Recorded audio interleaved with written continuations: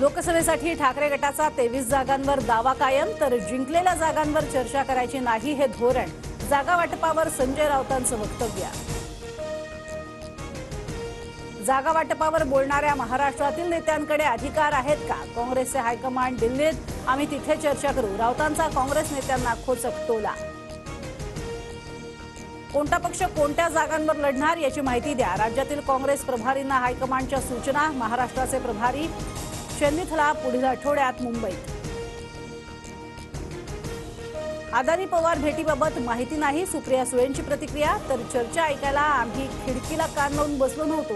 अदानी पवार भेटीवर वडेट्टीवारांचं वक्तव्य. जरांगेंच्या आंदोलनासाठी आझाद मैदानाची निवड होण्याची शक्यता. मराठा समन्वयकांची जरांगेंच्या शिष्टमंडळासोबत चर्चा. जागेची पाहणी करण्यासाठी शिष्टमंडळ रवाना.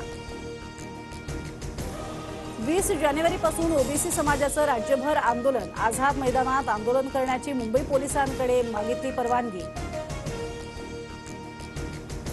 आमच्या गाड्या अडवल्या तर गृहमंत्र्यांच्या मुंबई आणि नागपुरातल्या घरासमोर जाऊन बसणार. जरांगेंचा फडणवीसांना थेट इशारा.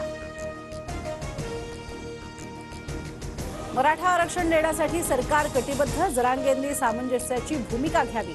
मंत्री शंभूराज देसाईंचं आवाहन. मुख्यमंत्री आज शिंदे समितीच्या कामाचा आढावा घेणार. समितीसोबत आज बैठक. सूत्रांची माहिती. पुढील 10 महिने सुप्रिया सुळे बारामतीत तळ ठोकून. मतदानापर्यंत माझी गाडी मुंबईला जाणार नाही, सुप्रिया सुळेंचा निर्धार.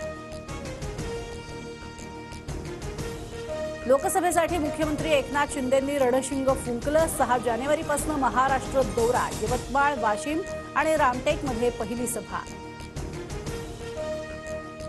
अयोध्येतील राम मंदिर उद्घाटनाचं पवार ठाकरेंना निमंत्रण. विश्व हिंदू परिषदेच्या आलोक कुमार यांची TV9 मराठीला माहिती. सुनील केदार यांची नागपूरच्या सेंट्रल जेलमध्ये रवानगी. नागपूर जिल्हा बँक घोटाळा प्रकरणात 5 वर्षांची शिक्षा. जामिनावरती 30 डिसेंबरला निर्णय. महाराष्ट्र ISIS मॉड्यूल प्रकरणात 4000 पानांचं आरोपपत्र. NIAनं ठाणे, पुण्यातनं अटक केलेल्या 6 आरोपींविरोधात आरोपपत्र. 16 महत्त्वाच्या साक्षीदारांची साक्ष. मुंबई महानगरपालिकेला आयकर विभागाची नोटीस. BMCच्या क्रेडिट नोट सिस्टीमचा गैरवापर झाल्याचा संशय. विकासक कंत्राटदारांनी मोठा कर चुकवल्याचा अंदाज. पेट्रोल डिझेलची किंमत 7 ते 8 रुपयांनी कमी होण्याची शक्यता. लोकसभा निवडणुकीपूर्वी सरकार सर्वसामान्यांना गिफ्ट देण्याच्या तयारीत.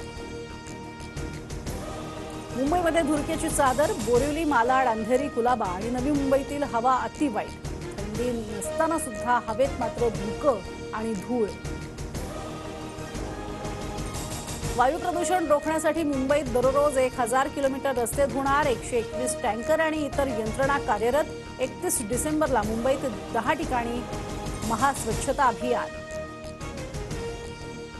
राम मंदिरात बसवण्यासाठी 600 किलोची घंटा. रामेश्वरममधून अयोध्येत दाखल. शुद्ध पितळापासून बनवलेली घंटा राम मंदिरात बसवणार. राज्यातील कोरोना बाधितांची संख्या 369 वर. नव्या 117 कोरोना रुग्णांची नोंद. एकाचा मृत्यू तर JN1 विषाणूचे 10 रुग्ण.